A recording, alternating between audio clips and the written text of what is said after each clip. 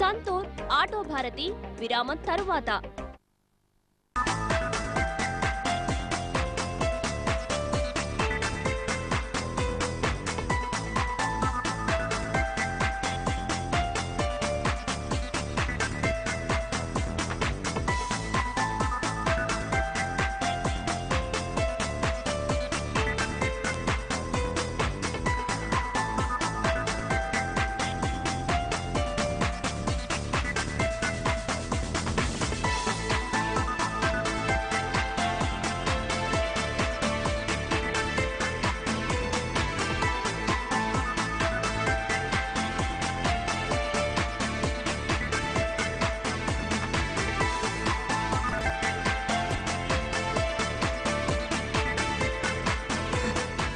Good morning. Good morning.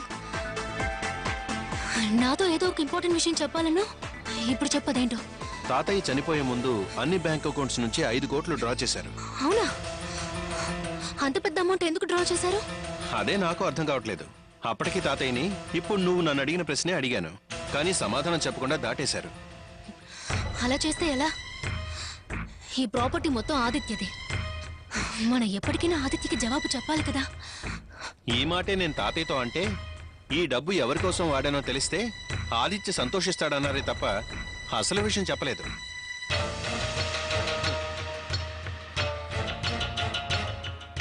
ఆ మాట చెప్పి ఆ డబ్బుతో ఎక్కడికో వెళ్ళొచ్చారు. ఇంటికొచ్చిన కొద్దిసేపటికే చనిపోయారు. అలా జరిగిందా? అయితే ఆ 5 కోట్లు వెళ్ళాను. మనం తప్పకుండా తెలుసుకోవాలి. ఒక్కసారిగా 5 కోట్లు ఎవరికో ఇవ్వాల్సిన అవసరం తాతయ్య గారికి ఎందుకు వచ్చిందో అది కూడా తెలుసుకోవాలి.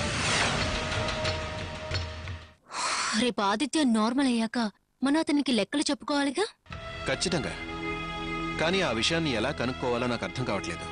ఆ రోజు తాతయ్య గారు ఆ డబ్బు తీసుకుని ఎక్కడికి వెళ్లారో, ఎవరిని కలిశారో ఎలా తెలుసుకోవడం?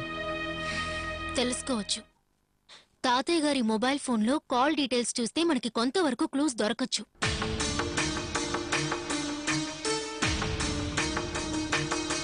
చనిపోయే ముందు ఆ చివరి 2-3 రోజుల్లో తాతయ్య గారు ఏ నంబర్కి ఎక్కువగా కాల్స్ చేస్తారో తెలుసుకోగలిగితే మనకి కావాల్సిన ఇన్ఫర్మేషన్ ఆటోమేటిక్ గా తెలుస్తుంది. ఎగ్జాక్ట్లీ. పద, ఇక వెళ్దాం. పద.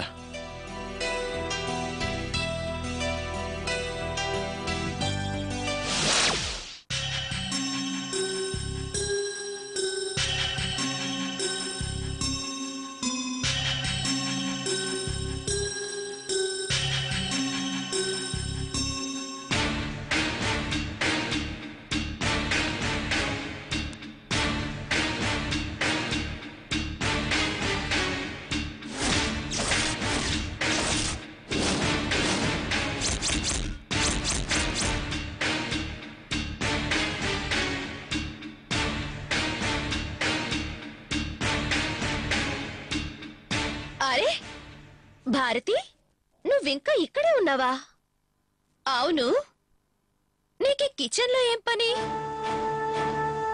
ఈ ఇంటి కోడలి హోదాలో పని వాళ్ళ చేత పను చేయించుకుంటున్నావనుకోవడానికి లేదు. ఎందుకంటే ఆదిత్యగాడు నిన్ను చీ కొట్టాక ఇంకా ఈ ఇంట్లో నీకు ఏం హోదా ఉంటుంది?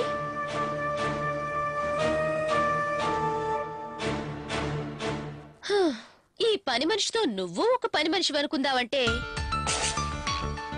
నాకు తెలిసి నీకు మేము ఆ ఉద్యోగం ఇవ్వలేదు.